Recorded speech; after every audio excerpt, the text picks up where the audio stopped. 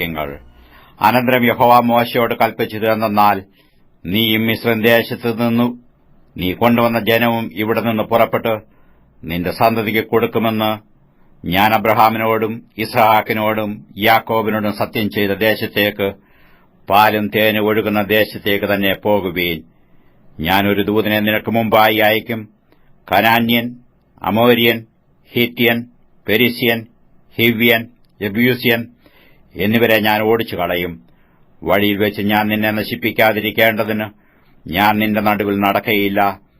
നീ ദുശാഠ്യമുള്ള ജനമാകുന്നു. ദോഷകരമായ ഈ വചനം കേട്ടപ്പോൾ ജനം ദുഃഖിച്ചു. ആരും തന്റെ ആഭരണം ധരിച്ചതുമില്ല. നിങ്ങൾ ദുശാഠ്യമുള്ള ജനമാകുന്നു.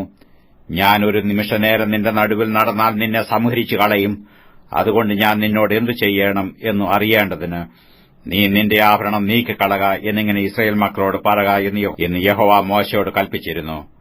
അങ്ങനെ ഹോരേ പർവ്വതത്തിങ്കൽ തുടങ്ങി ഇസ്രായേൽ മക്കൾ ആഭരണം ധരിച്ചില്ല. മോശ കൂടാരമെടുത്ത് പാളയത്തിന് പുറത്ത് പാളയത്തിൽ നിന്ന് ദൂരത്ത് അടിച്ചു.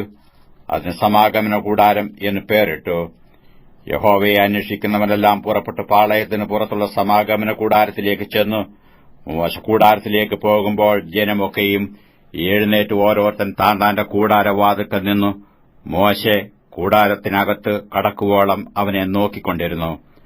മോശെ കൂടാരത്തിൽ കടക്കുമ്പോൾ മേഘസ്തംഭം ഇറങ്ങി കൂടാരവാതിൽക്കൽ നിൽക്കുകയും യഹോവ മോശയോട് സംസാരിക്കുകയും ചെയ്തു. ജനമെല്ലാം കൂടാരവാതിൽക്കൽ മേഘസ്തംഭം നിൽക്കുന്നത് കണ്ടു. ജനമെല്ലാം എഴുന്നേറ്റ് ഓരോരുത്തൻ താന്റെ കൂടാരവാതിൽക്കൽ വെച്ച് നമസ്കരിച്ചു. ഒരുത്തൻ തന്റെ സ്നേഹിതനോട് സംസാരിക്കുന്നത് പോലെ യഹോവ മോശയോട് അഭിമുഖമായി സംസാരിച്ചു. പിന്നെ അവൻ പാളയത്തിലേക്ക് മടങ്ങിവന്നു. അവന്റെ ശുശ്രൂഷക്കാരനായ നൂന്റെ പുത്രനായ യോശുവ എന്ന ബാല്യക്കാരനോ കൂടാരത്തെ വിട്ടുപിരിയാതിരുന്നു. മോശ യഹോവയോട് പറഞ്ഞത് എന്തെന്നാൽ, ഈ ജനത്തെ കൂട്ടിക്കൊണ്ടു പോക എന്ന് നീ എന്നോട് കൽപ്പിച്ചുവല്ലോ. എങ്കിലും ആരെ എന്നോടുകൂടെ അയക്കുമെന്ന് അറിയിച്ചു തന്നില്ല. എന്നാൽ ഞാൻ നിന്നെ അടുത്ത് അറിഞ്ഞിരിക്കുന്നു, എനിക്ക് നിന്നോട് കൃപ തോന്നിയിരിക്കുന്നു എന്ന് നീ അരുളി ചെയ്തിട്ടുണ്ടല്ലോ. ആകയാൽ എന്നോട് കൃപയുണ്ടെങ്കിൽ നിന്റെ വഴി എന്നെ അറിയിക്കണമേ. നിനക്ക് എന്നോട് കൃപയുണ്ടാകുവാൻ തക്കവണ്ണം ഞാൻ നിന്നെ അറിയുമാറാകട്ടെ. ഈ ജാതി നിന്റെ ജനമെന്നു ഓർക്കണമേ. അതിനു അവൻ എന്റെ സാന്നിധ്യം നിന്നോടുകൂടെ പോരും, ഞാൻ നിനക്ക് സ്വസ്ഥത നൽകും എന്ന് അരുളി ചെയ്തു. അവനോട്, തിരുസാന്നിധ്യം എന്നോടുകൂടെ പോരുന്നില്ല എങ്കിൽ ഞങ്ങളെ ഇവിടെ നിന്ന് പുറപ്പെടുവിക്കരുതേ. എന്നോടും നിന്റെ ജനത്തോടും കൃപ ഉണ്ടെന്നുള്ളത് ഏതിനാൽ അറിയും? നീ ഞങ്ങളോടുകൂടെ പോരുന്നതിനാലല്ലയോ? അങ്ങനെ ഞാനും നിന്റെ ജനവും ഭൂതലത്തിലുള്ള സകല ജാതികളിലും വെച്ച് വിശേഷതയുള്ളവരായിരിക്കും എന്ന് പറഞ്ഞു. യഹോവ മോശയോട്, നീ പറഞ്ഞ വാക്കുപോലെ ഞാൻ ചെയ്യും. എനിക്ക് നിന്നോട് കൃപ തോന്നിയിരിക്കുന്നു, ഞാൻ നിന്നെ അടുത്ത് അറിഞ്ഞുവിരിക്കുന്നു എന്ന് അരുളി ചെയ്തു. അപ്പോൾ അവൻ എന്റെ തേജസ് എനിക്ക് കാണിച്ചു തരണമേ എന്നപേക്ഷിച്ചു. അതിനു അവൻ, ഞാൻ എന്റെ മഹിമയൊക്കെയും നിന്റെ മുമ്പാകെ കടക്കുമാറാക്കി യഹോവയുടെ നാമത്തെ നിന്റെ മുമ്പാകെ ഘോഷിക്കും.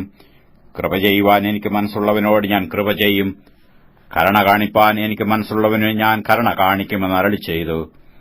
നിനക്ക് എന്റെ മുഖം കാണുവാൻ കഴിയുകയില്ല, ഒരു മനുഷ്യനും എന്നെ കണ്ടു ജീവനോടെ ഇരിക്കുകയുമില്ല എന്നു അവൻ കൽപ്പിച്ചു.